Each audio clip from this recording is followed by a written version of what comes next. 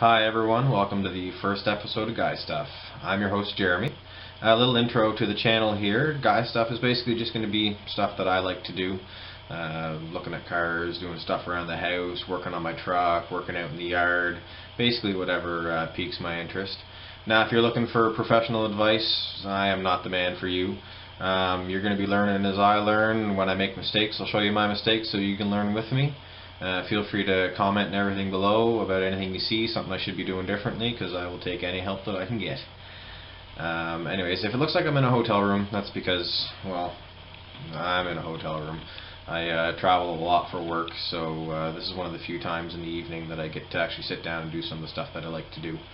Anyways, may as well move along here. Our first episode is going to be about hanging a mirror slash coat hook combination thing in the front room of my house.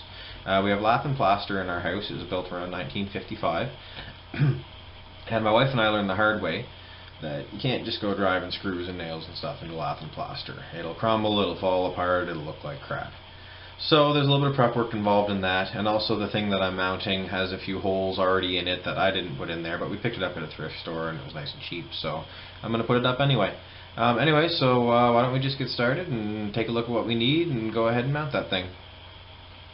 Here's the tools we're going to need. We're going to need a drill, a level, a screwdriver, some screws, a pencil, a stud finder, and don't forget the beer.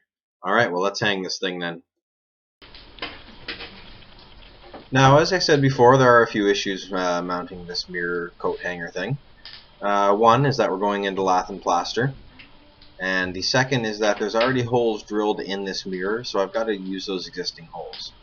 Now, when you're mounting something on lath and plaster, you're going to want to pre-drill your holes before you put any screws or nails in.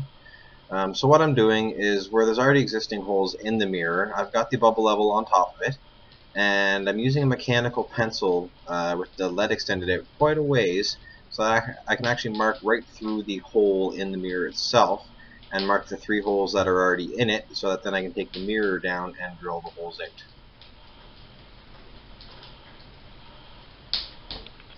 So I'm just marking those there now, and once I'm done marking them, I'll take the mirror down and take a look and see if I like where the holes are going to be.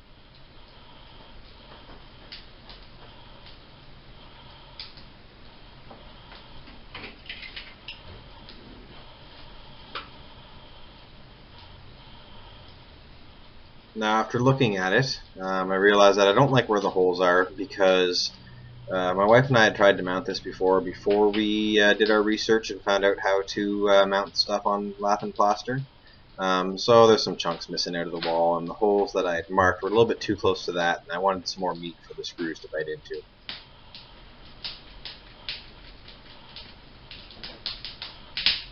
I'm just going to go ahead and move the mirror up and mark the holes one more time.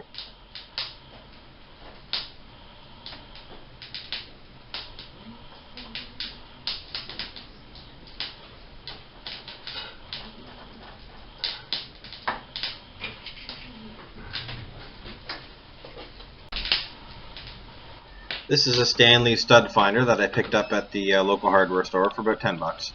I'm not actually looking for any studs. I already looked, and there's not really anywhere that are going to suit my needs. And there's not going to be a whole lot of weight on this thing anyway. That's what I'm using it for, is I'm actually looking for any kind of power wires. Now, the one that I found is just feeding the outside light on the front porch. So I'm not too worried about getting into it. It should be over nice towards the edge of the wall. Now, I didn't drill right away because I noticed that there's some stuff sitting on the floor underneath where I'm going to be drilling, and if you don't want your wife to be mad at you, better move that stuff before you start drilling and get plaster dust all over it. So once you've got it moved, go ahead and with a nice steady hand, start your drill slow and drill some holes.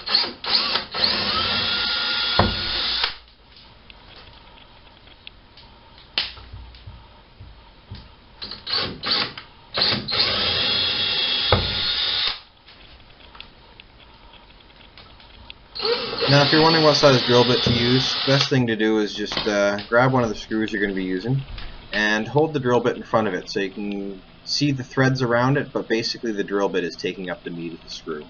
That should be about the right size. So once you've got the holes drilled, go ahead and place a screw through the mirror there like I did, and I'm just going to line up the center hole first because I just wanted to get the thing mounted on the wall so that I can get a level on it again, because even with drilling the holes you might be off a little bit, but with the holes already in the mirror I've got a little bit of adjustment once I actually screw into the wall. So I'm just kind of adjusting the mirror there with the bubble level and making sure it's nice and level. Once I've got it where I want it, I'm going to go ahead and pop another screw in there. And when you're doing stuff like this, basically when you're doing anything, don't tighten all of your screws until you've got everything lined up the way you want it. Put them in most of the way. Now you can see here I'm adjusting it because even though I've got the screw in and it's in the pre-drilled hole, there was a little bit of a wiggle room in there, and I actually ended up getting the mirror a little bit more level. Going to go ahead and put the third one in. And once I've got that started and everything looks good on the bubble level, I'm going to go ahead and tighten them all down.